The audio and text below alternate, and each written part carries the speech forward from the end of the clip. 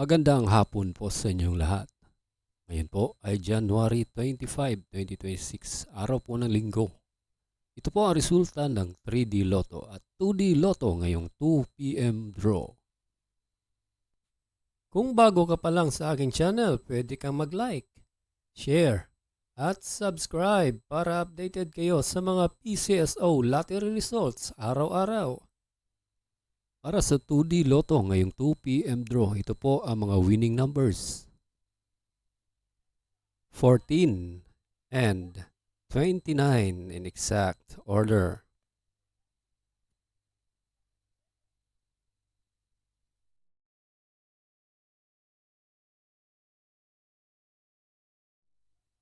Para sa 3D Lotto ngayong 2 p.m. draw, ito po ang mga winning numbers. 0, 3, and 0 in exact order.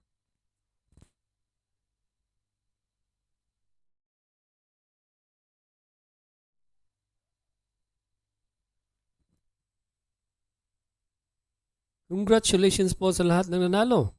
At kita-kits po tayo mamayang 5 p.m. draw. Thank you for watching. God bless us all.